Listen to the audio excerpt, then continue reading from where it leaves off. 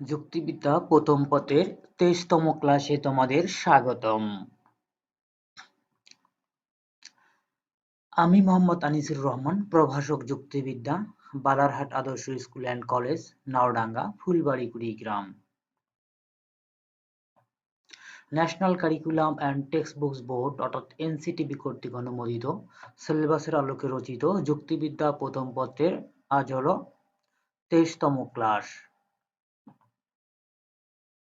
আজকের অধ্যায় যুক্তির উপাদান, অধ্যায় নম্বর ৩। এই অধ্যায়ে মোট ক্লাস হবে ১২টি। তৃতীয় অধ্যায়ের পাঠ পরিকল্পনা অর্থাৎ ১২টি ক্লাসের শিরোনাম পদ ও বাক্য, পদ ও শব্দ, এই দুটি হয়েছে আজ আমাদের তৃতীয় ক্লাস। পদের ব্যক্তার্থ ও যথার্থ অর্থাৎ আমাদের তৃতীয় ক্লাস। জাস্ট পরেরগুলো রিমাইন্ডার হিসেবে দেখাচ্ছি। আমাদের টোটাল ১২টি ক্লাস হবে এই অধ্যায়ে। এই ১২টি ক্লাস হবে আমাদের জাস্ট রিমাইন্ডার। আজকের বিষয় দেখো, তৃতীয় অধ্যায়ের যুক্তির উপাদানের ১২টি ক্লাস হবে। ১২টি ক্লাস আমাদের আজ ক্লাস নম্বর কত? ৩ নম্বর ক্লাস, অর্থাৎ তৃতীয় অধ্যায়ের ৩ নম্বর ক্লাস। আজকের আলোচ্য বিষয় আমাদের হলো পদের ব্যক্তার্থ ও যথার্থ। তো আজকে আমাদের পদের ব্যক্তার্থ যথার্থ নিয়ে আলোচ্য বিষয়। এই অধ্যায়ের প্রধান প্রধান শব্দ সমূহ আমি তোমাদেরকে দেখিয়েছি, জাস্ট রিমাইন্ডার। আমি প্রতি ক্লাসে এই প্রধান প্রধান শব্দগুলো তোমাদেরকে জানিয়ে দেবো বা বলিয়ে দেবো। দেখো, পদ, ব্যক্তার্থ, যথার্থ, সরল পদ, যৌগিক পদ, বিশিষ্ট পদ, সামান্য পদ, সমষ্টিবাচক পদ, উদ্দেশ্য, বিধেয়, সংযোজক, নিরপেক্ষ, সাপেক্ষ, প্রাকল্পিক, বৈকল্পিক, ব্যাপ্যতা, রূপান্তর, বিরোধিতা, যথার্থক, এই, আই ও বাক্য, বিরুদ্ধ পদ, অবধারণ, সদর্থক, এএস, ইবি, আইএনওপি। এই শব্দগুলোর শিরোনাম বা অর্থাৎ এই শব্দগুলোর প্রাথমিক যে সংজ্ঞা রয়েছে তোমরা অবশ্যই এগুলো মুখস্থ রাখবে।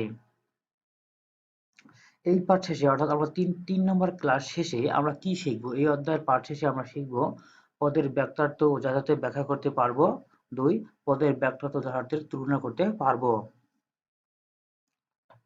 তো এই পাঠ শেষে আমরা এই দুটি জিনিস শিখবো।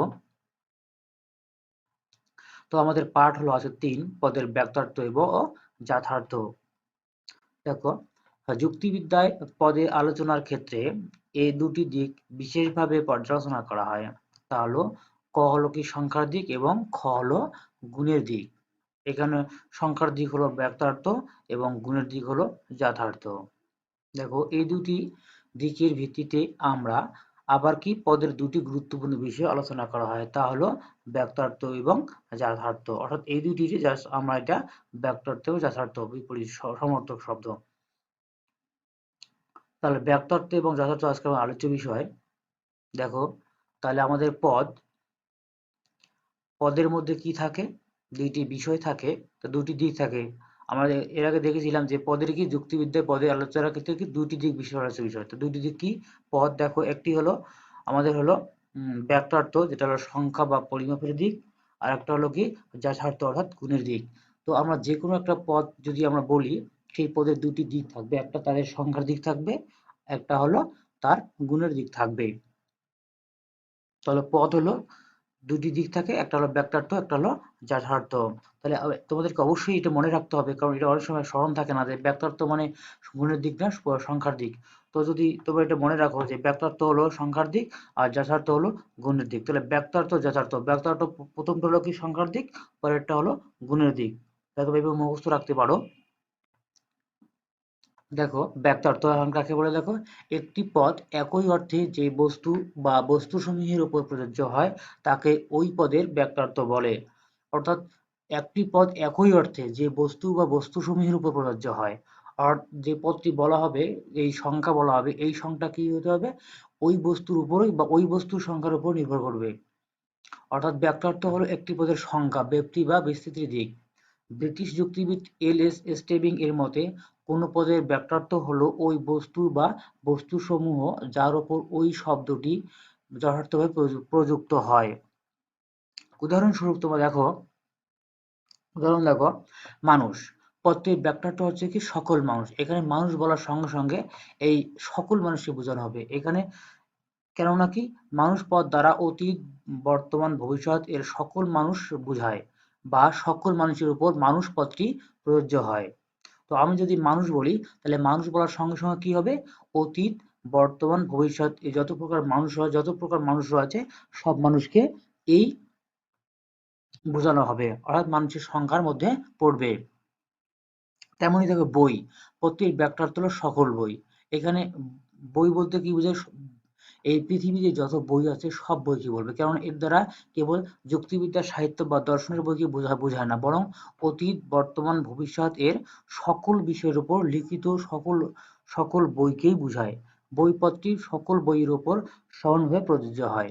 অর্থাৎ বই বলতে এখানে অতীত, বর্তমান, ভবিষ্যৎ যত প্রকার বই রয়েছে, যত বিষয়ের বই রয়েছে সব বিষয়কে বোঝানো হবে। তো এই ব্যাপারটা হলো কি সংখ্যার দিক। এখানে মানুষ বলার সঙ্গে সঙ্গে যেমন এই মানুষ অতীত, বর্তমান, ভবিষ্যৎ বলতে যতগুলো মানুষ রয়েছে সব মানুষকে সংখ্যাকে বোঝাবে, ঠিক তেমনি বই বলার সঙ্গে সঙ্গে কি বোঝানো হবে, এর ব্যাপারটা বুঝাবে সকল বইকে বোঝানো হবে। অর্থাৎ অতীত, বর্তমান, ভবিষ্যৎ এই যত প্রকার বই রয়েছে এই সকল বইয়ের সংখ্যাকে বোঝানো হবে। তারপর দেখো যথার্থ, একটি পদ যে আবশ্যিক বা সাধারণ গুণ বা গুণাবলী প্রকাশ করে সেই গুণ বা গুণাবলীকে উক্ত পদের যথার্থ বলে। তো আমরা যদি মানুষ বলি তাহলে মানুষ বলে একটা গুণও থাকবে, এমন একটা গুণ থাকবে, অর্থাৎ কি যথার্থ হলো কোনো পদের সাধারণ ও অপরিহার্য গুণাবলী। তো এই মানুষ বলার সঙ্গে সঙ্গে এই অপরিহার্য একটা গুণাবলী, এমন একটা মানুষের অপরিহার্য গুণাবলী থাকবে যে গুণাবলীর কারণে আমরা বুঝবো যে এটি হলো মানুষ, মানুষ পদের গুণাবলী। এই গুণাবলী না থাকলে ওই পদকে আর ওই নামে আখ্যায়িত করা যায় না। অর্থাৎ যদি ওই আহ, গুণটা যদি ওইখানে না থাকে, অর্থাৎ মানুষ পদের গুণটা যদি না থাকে, ওই গুণটি বা অপরিহার্য গুণাবলী যদি না থাকে তাহলে ওই ওই পদটাকে বা তখন আর ওকে মানুষ বলা যাবে না।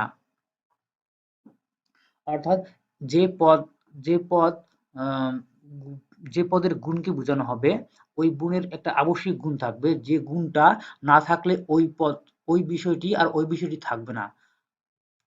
তা দেখো যুক্তিবিদ এল.এস. স্টেবিং এর মতে কি কোনো পদের যথার্থ হলো এমন গুণ বা গুণের সমষ্টি যা ওই বস্তু বা বিষয়টিকে ওই নামে যথার্থভাবে নির্দেশ করে এবং যার দ্বারা অন্যান্য বিষয়ের মধ্যে থেকে ওই বিষয়টিকে পর্যাপ্তভাবে আলাদা করা যায়। অর্থাৎ একটা পদের একটা অপরিহার্য গুণ হলো এমন বিষয় যে ওই গুণটির থাকার কারণে অন্যান্য বিষয় থেকে ওই বিষয়টিকে আলাদা করবে। ওই বিষয়টিকে আলাদা করবে কিসের মাধ্যমে? এই অপরিহার্য গুণটার মাধ্যমে আমরা ওই বিষয়টিকে কি করব? আলাদা করব। এক কথায় যে এই অপরিহার্য গুণাবলী হলো এমন একটি গুণ যে গুণটার থাকার কারণে ওই বিষয়টি অন্যান্য বিষয় থেকে আলাদা, বা ওই গুণটি থাকার কারণে ওই বিষয়টিকে ওই নামে নামকরণ করা হয়েছে।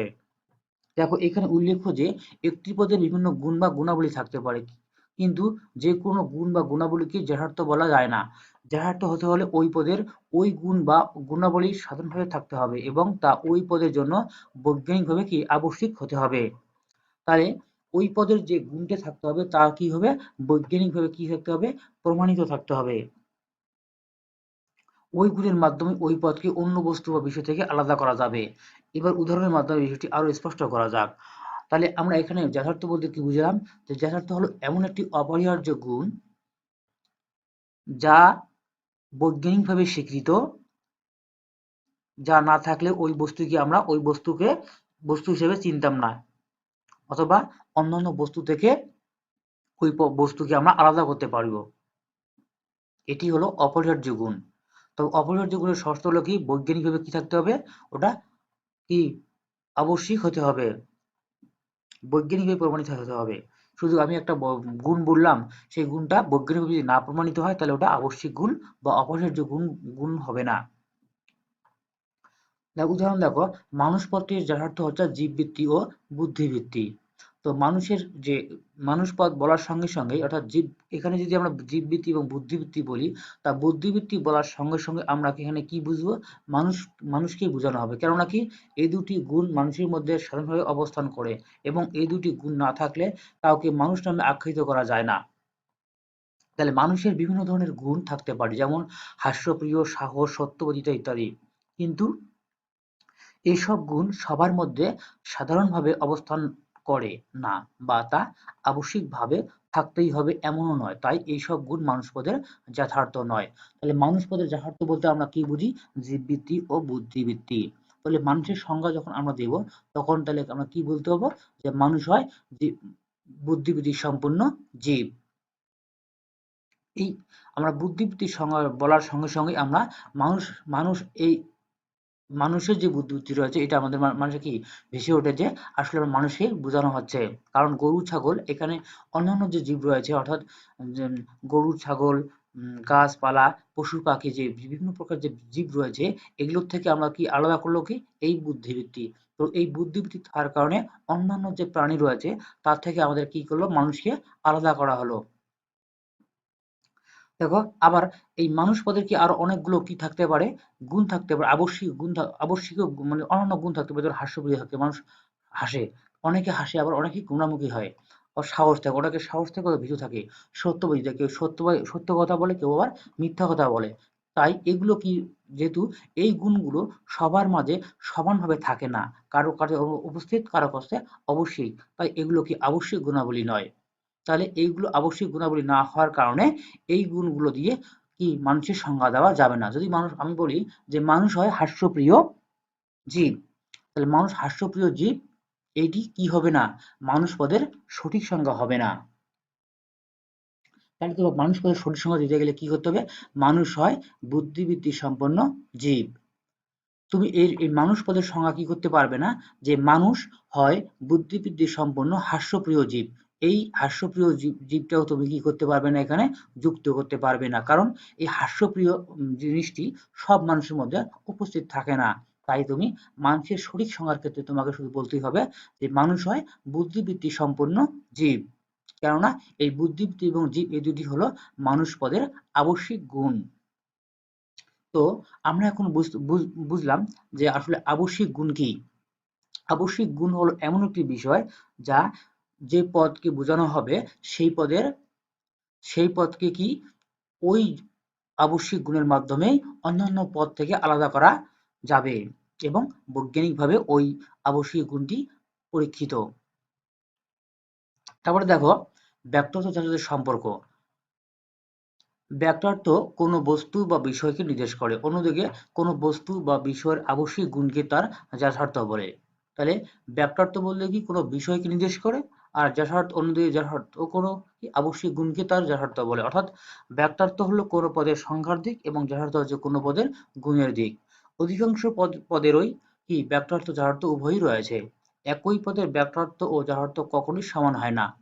বুদ্ধিবিদরা দেখিয়েছেন এর পরিমাণ সবসময় বিপরীতক্রমে হ্রাস-বৃদ্ধি হয়।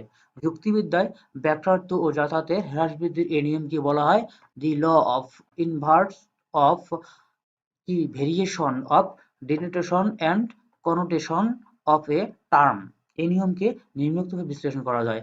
অর্থাৎ ব্যাখ্যার্থ ও যথার্থের মধ্যে সম্পর্ক হলো যে একটা হলো সংখ্যার দিক, একটা হলো গুণের দিক।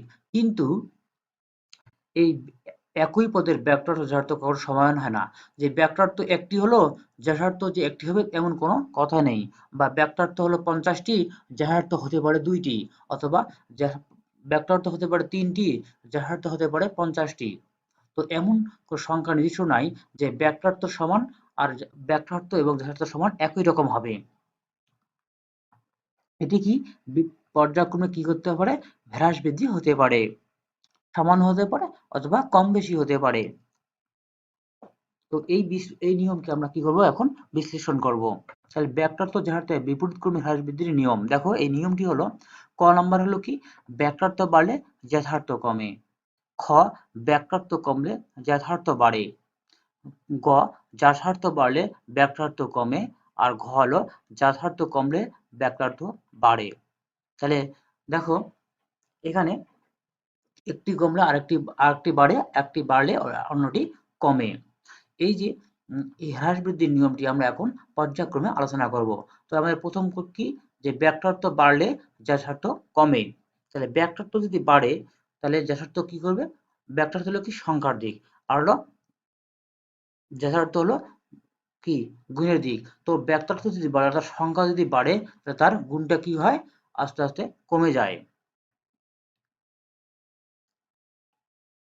যখন কোনো পদের ব্যাক্তার্থ বৃদ্ধি পায় তখন যথার্থ কমে যায়। যেমন যদি সৎ মানুষ থেকে আমরা মানুষ এবং জীব এভাবে অগ্রসর হই তাহলে ব্যাক্তার্থ বাড়বে। কেননা সৎ মানুষের তুলনায় মানুষের সংখ্যা বেশি, আবার কি মানুষের তুলনায় জীবের সংখ্যা অনেক বেশি, কিন্তু ব্যাক্তার্থ বেড়ে যাওয়ার সাথে সাথে যথার্থ কমতে শুরু করে। কেননা সৎ মানুষের যথার্থ জীববৃত্তি যোগ বুদ্ধিবৃত্তি যোগ সততা তুলনায় মানুষের যথার্থ জীববৃত্তি প্লাস বুদ্ধিবৃত্তি কম, আবার মানুষের যথার্থ চেয়ে জীবের যথার্থ আরো কম। এখানে এখানে হয়তো দেখা যায় সারিবদ্ধ হওয়ার কারণে এটা খুব বুঝতে পারতেছি না, তবে আমরা একটা চারচিত্রের মাধ্যমে যদি এটা বুঝাই তাহলে এটা খুব সহজে আমরা বুঝতে পারবো।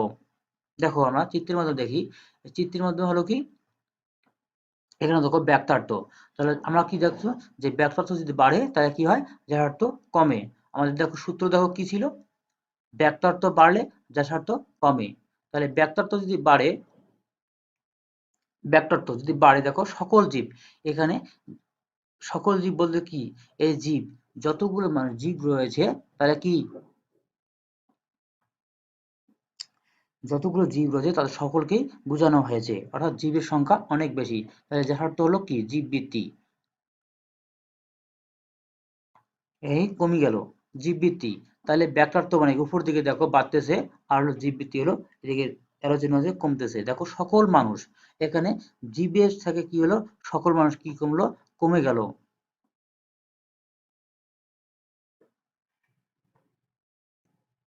এবার সকল মানুষ দেখো জীবের চেয়ে সকল মানুষ, এখানে মানুষের সংখ্যা দেখো শুধু মানুষকে, তাহলে যাদের আমরা মানুষের সংখ্যা যা কি জানি যে বুদ্ধিবৃত্তি, যদি এই বুদ্ধিবৃত্তি থেকে জীববৃত্তি আমরা কি বাদ দেব, অর্থাৎ যাদের জীবন রয়েছে এবং যাদের মধ্যে বুদ্ধিবৃত্তি নেই তাদের সেই জীবগুলোকে আগে বাদ দেব, তাহলে সংখ্যা কমে গেল। দেখো এখানে যথার্থ কি বেড়ে গেল, জীববৃত্তি যোগ বুদ্ধিবৃত্তি, তাহলে জীববৃত্তি যোগ বুদ্ধিবৃত্তি, তাহলে এখানে কি হলো কমে গেল। এখানে দেখো এটা সম্ভবত এটা তোমাকে এভাবে বোঝানো যায় যে কি ব্যাক্তার্থ বাড়লে যথার্থ কমে।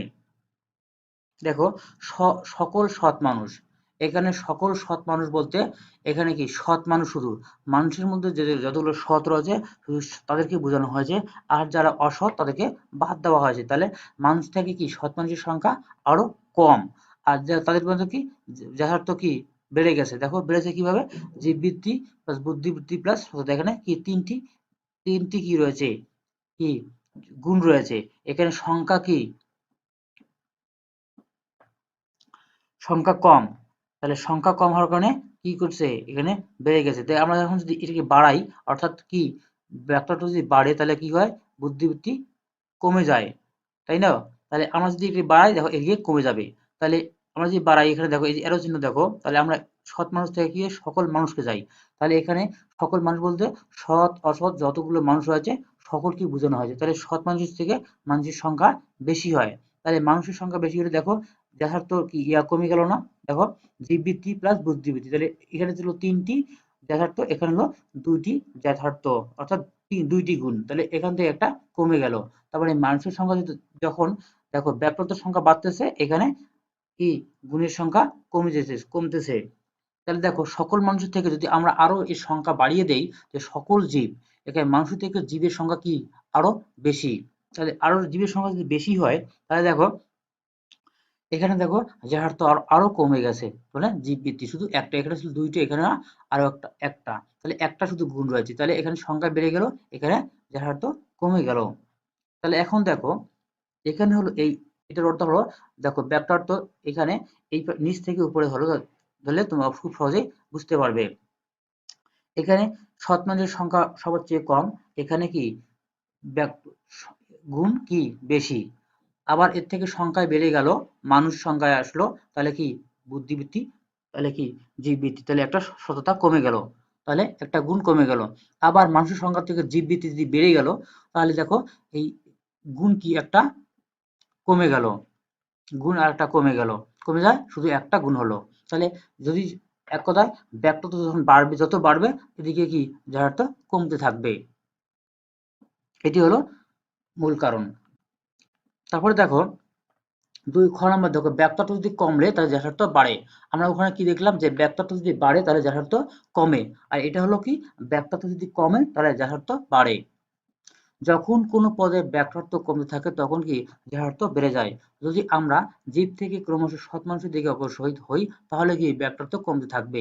কেননা সব জীবের তুলনায় মানুষের সংখ্যা কম, কিন্তু মানুষের গুণ বা যথার্থ জীবের তুলনায় বেশি। জীবের কেবল জীববৃত্তি থাকে, মানুষের রয়েছে কি জীববৃত্তি প্লাস বুদ্ধিবৃত্তি। আবার কি মানুষের তুলনায় সৎ মানুষের সংখ্যা আরো কম। তাহলে হলেও সৎ মানুষের যথার্থ জীববৃত্তি, বুদ্ধিবৃত্তি এবং সততা বেশি। নিচে রেখার মধ্যে দেখো এই রেখাটা দেখো, এখন এখানে দেখো ব্যাকট্রত যদি কমতে থাকে তাহলে যথার্থ কি থাকে বাড়তে থাকে। তাহলে আমরা ওখানে প্রথমটাতে কি দেখছিলাম যে ব্যাকট্রত যদি বাড়ে তাহলে যথার্থ কমে। তাই ব্যাকট্রত দেখে কি আমরা নিচ থেকে উপরে আলোচনা দেখেছিলাম যে নিচ থেকে উপরে যাবে, আর এটা হলো কি উপর থেকে নিচে আসবে, অর্থাৎ সকল জীব। সকল জীব কি এখানে সংখ্যায় বেশি জীব, তাহলে এখানে কি জীববৃত্তি কি একটা শুধু গুণ। একটা যদি গুণ হয় তাহলে দেখো সকল মানুষ, এর থেকে সংখ্যা কি কমে গেল, মানুষ মানুষ, তাহলে মানুষ জীববৃত্তি থেকে মানুষ চলে আসলো, সংখ্যা কমে গেল। সংখ্যা যখন কমে গেল তখন দেখো এর যথার্থ বেড়ে গেল। জীববৃত্তি থেকে যোগ হলো বুদ্ধিবৃত্তি, একটা থেকে দুইটি গুণ রয়েছে। আবার দেখো সকল মানুষ থেকে যদি তুমি সকল সৎ মানুষ সংখ্যায় কমে গেল, অর্থাৎ ব্যাকট্রত তুমি কমতে, এই যে ব্যাকট্রত কমলো, এখানে ব্যাকট্রত কমলো বলতে কি মানুষ, সকল মানুষ থেকে কি সকল সৎ মানুষ, এখানে অসৎ মানুষকে বাদ দেওয়া হয়েছে, মানে সংখ্যায় কমিয়ে দেওয়া হয়েছে। তাহলে কি যথার্থ বাড়বে। তাহলে যদি সৎ মানুষ, যথার্থ বাড়লো কিভাবে, এখানে জীববৃত্তি থেকে বুদ্ধিবৃত্তি থাকে, জীববৃত্তি যোগ বুদ্ধিবৃত্তি যোগ একটা সততা, এই সততা কি করলো পরবর্তীতে যোগ হলো, তাহলে কি যথার্থ বেড়ে গেল। বেড়ে যাবে নাকি এইটা যোগ হওয়ার কারণে কি দুইটা থেকে তিনটা হলো। তাহলে যদি ব্যাকট্রত কমে তাহলে যথার্থ বাড়ে, অর্থাৎ সংখ্যা যত কমবে তাহলে কি গুণ তত বেড়ে যাবে। গ নম্বর কি যথার্থ বাড়লে ব্যাকট্রত কমে, অর্থাৎ যথার্থ যদি বাড়ে তাহলে ব্যাকট্রত কম যাবে। যখন কোনো পদের যথার্থ বেড়ে যায় তখন তার ব্যাকট্রত কমতে থাকে। জীব যেমন কি জীব থেকে মানুষ, মানুষ থেকে সৎ মানুষ, এই প্রক্রিয়ায় অগ্রসর হলে যথার্থ ক্রমশ বাড়তে থাকবে, কিন্তু জীবের তুলনায় মানুষের এবং মানুষের তুলনায় সৎ মানুষের ব্যাকট্রত কমবে। নিচের চিত্রের মাধ্যমে এটা দেখানো হলো। তো চিত্রের মাধ্যমে দেখলে আমরা এটা খুব সহজেই বুঝতে পারবো যে যথার্থ অর্থাৎ যদি গুণ বেড়ে যায় তাহলে কি তার সংখ্যা কমে যায়। জাস্ট পূর্বের গুলোরই কি উল্টোটা। তাহলে যথার্থ যদি বাড়ে, দেখো যথার্থ বাড়লে কি করবে সংখ্যায় কমে যাবে। তাহলে আমরা এখান থেকে নিচ থেকে উপরে যাব, যেহেতু এখানে দেখো নিচ থেকে উপরে এরো চিহ্ন রয়েছে, তাহলে নিচ থেকে উপরে গেলে আমরা এটা খুব সহজেই বুঝতে পারবো। তাহলে ব্যাকট্রত বাড়ে, জীববৃত্তি এখানে জীব যথার্থ বাড়ে, যথার্থ যদি বাড়ে তাহলে ব্যাকট্রত কি কমতে থাকবে। তাহলে জীববৃত্তি জীব, তাহলে এখানে জীববৃত্তি হলো জীব যাদের জীবন রয়েছে। এখানে জীব বলতে যাদের জীবন রয়েছে মানে সকল জীব। এখানে কি ব্যাকট্রত কিন্তু কি বেড়ে যাওয়া, ব্যাকট্রত বেড়ে যাবে যখন জীব রয়েছে, যত প্রকার জীব রয়েছে ছাগল গরু মানুষ সবকিছু এখানে বোঝানো হয়েছে, এতে সংখ্যায় বেশি।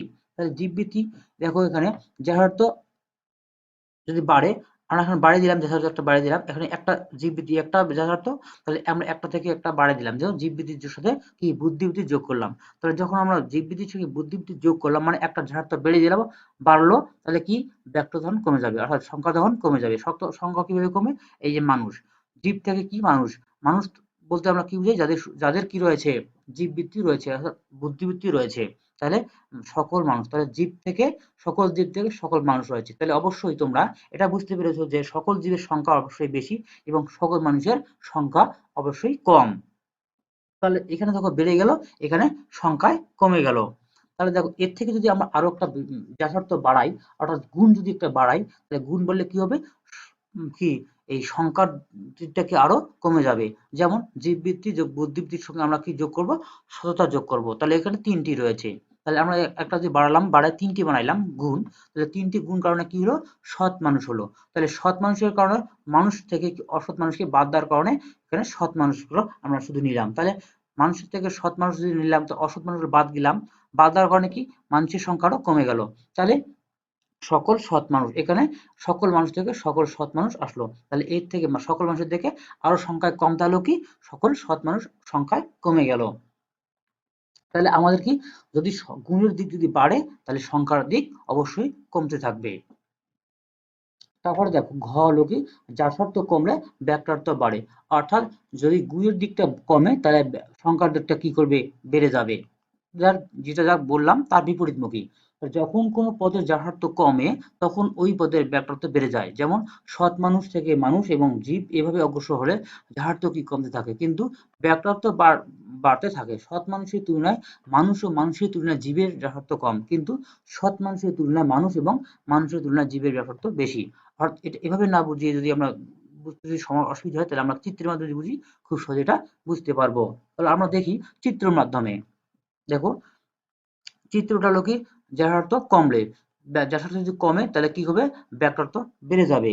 তাহলে আমরা ওখানে কি ধরছি, নিচ থেকে উপরে, এখানে আমরা এখন উপর থেকে নিচে আসবো। অর্থাৎ দেখো নিচে থেকে এরো চিহ্ন রয়েছে, তাহলে জীববৃত্তি যোগ বুদ্ধিবৃত্তি যোগ সততা, এখানে তিনটি গুণ রয়েছে। তাহলে তিনটি গুণের কারণে থাকার কারণে এর কি ব্যাকটার্থ সংখ্যা কি কম। তাহলে সৎ মানুষ, সকল সৎ মানুষের সংখ্যা কম। তাহলে আমরা যদি একটা কমে দেই, অর্থাৎ কি যাথার্থ কমে দিলাম, এখানে কি যাথার্থ কমলে ব্যাকটার্থ বাড়ে, যাথার্থ আমরা কমে দিই তাহলে দেখি ব্যাকটার্থ বাড়ে কি না। দেখো আমরা একটা সংখ্যা কি, এখানে তিনটি গুণের থেকে একটা গুণ বাদ দিলাম, বাদ দিয়ে কি জীববৃত্তি এবং বুদ্ধিবৃত্তি নিলাম, তাই একটা গুণকে কমে দিলাম, তাহলে আমরা কি শর্ত অনুযায়ী কি ব্যাকটার্থ বেড়ে যাওয়ার কথা। তাহলে মানুষ, সৎ মানুষ থেকে কি মানুষ, এখানে অসৎ মানুষও যোগ হয়ে গেল, যোগ হলে কি সংখ্যায় বেড়ে গেল, তাহলে সকল মানুষ। তাহলে সকল সৎ মানুষ থেকে যোগ সকল অসৎ মানুষ, তাহলে কি হলো, সংখ্যায় বেড়ে যায় সকল মানুষ হলো, তাহলে কি ব্যাপারটা কি বেড়ে গেল না, অবশ্যই বেড়ে গেল। তাহলে আমাদের এই কি সূত্রের সঙ্গে এটা মিল রয়েছে। তাহলে জীববৃত্তি, তাহলে এই জীববৃত্তি সে বুদ্ধিবৃত্তি, অর্থাৎ যাহার তো আর কমলে, যাহার তো আমরা আরো একটা যদি কমে যাই, দেখি ব্যাপারটা কি বাড়ে কিনা, সংখ্যার দিকটা বাড়ে কিনা।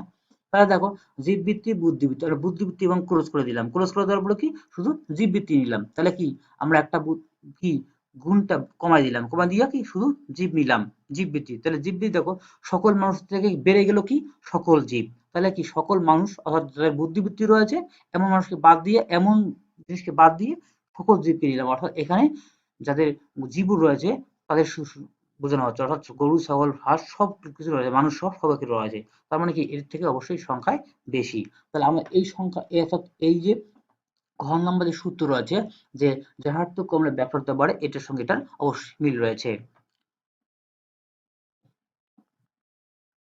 তাহলে ব্যাকটার্থ যাহার্থ হ্রাস বৃদ্ধি এই নিয়মটি একসঙ্গে সহজে বোঝার জন্য নিচের চিত্রের সাহায্যে দেওয়া যেতে পারে।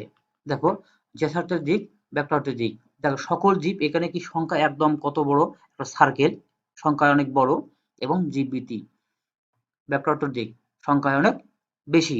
তাহলে আমরা যদি জীববৃত্তি বুদ্ধিবৃত্তি ইয়া করি, দেখো সকল মানুষ, এখানে শুধু কি একটু সংখ্যায় কি সার্কেলটা কমে গেল, সার্কেলটা কমে যাওয়ার কারণে কি হলো, সংখ্যায় কমে গেল, এখানে জীববৃত্তি কি বুদ্ধি ব্যাকটার্থ কি বেড়ে গেল।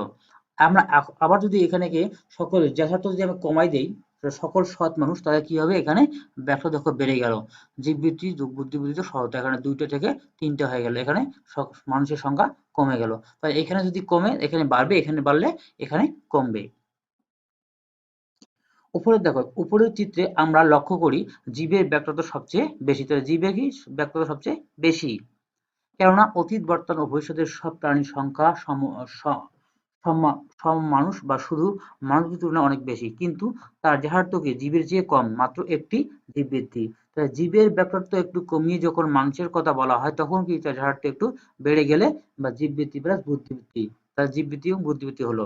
আবার যখন আমরা ব্যাপারটা আরো কমিয়ে দেই, কমিয়ে দিয়ে মানুষ থেকে কি সৎ মানুষের কথা বলি, এই সকল মানুষ থেকে সৎ মানুষের কথা বলি, তখন কি হবে, তখন তার যাহার্থ আরো বৃদ্ধি পায়, তখন তার যাহার্থকে গুণ দিলে কি আরো একটা বৃদ্ধি পেলো, এখানে দুইটা ছিল, এখানে বৃদ্ধি পেয়ে কি তিনটে হলো। দেখো তাই বলছে যে বৃদ্ধি পেয়ে বা জীব বৃদ্ধি বুদ্ধি প্লাস সততা একটা বেশি হলো। অন্যদিকে এই দৃষ্টান্তে ব্যাকটার্থের পরিমাণ যেখানে সবচেয়ে বেশি সেখানে যাহার্থ সবচেয়ে কম, আবার যাহার্থের পরিমাণ যেখানে সবচেয়ে বেশি সেখানে ব্যাকটার্থের পরিমাণ সবচেয়ে কম। বাড়ির কাজ দেখো, এই ক্লাসটি শেষে বাড়ির কাজ হলো শামীম শাহীনকে বলল বাংলাদেশে দিন দিন বেকারত্বের সংখ্যা বৃদ্ধি পাচ্ছে, এই বেকারত্বের সংখ্যা কমাতে হলে দেশে শিক্ষার হার বাড়াতে হবে। শামীমের বক্তব্য শুনে শাহীন বলল দেশে যতই শিক্ষার হার বৃদ্ধি পাবে ততই বেকারত্ব হার বেকারত্ব কি হ্রাস পাবে।